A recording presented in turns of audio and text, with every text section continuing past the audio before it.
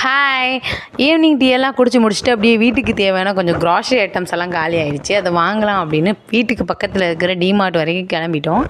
அங்கே போயிட்டு வண்டியெல்லாம் பார்க்கிங் பண்ணி முடிச்சுட்டு உள்ளே செக்கிங் எல்லாம் முடிச்சுட்டு உள்ளே போனால் அங்கே பார்த்தா அவ்வளோ ஐட்டம்ஸ் வச்சுருக்காங்க. நம்ம என்ன வாங்க போனோமோ அதெல்லாம் நம்ம மறந்துட்டு அங்கே இருக்கிற நிறைய விஷயங்களை நம்ம வாங்கிப்போம். அந்த மாதிரி ஆஃபர்ஸும் போட்டிருக்கான். அப்புறம் பை ஒன் கெட் ஒன் வந்து நிறைய போட்டிருக்கான்.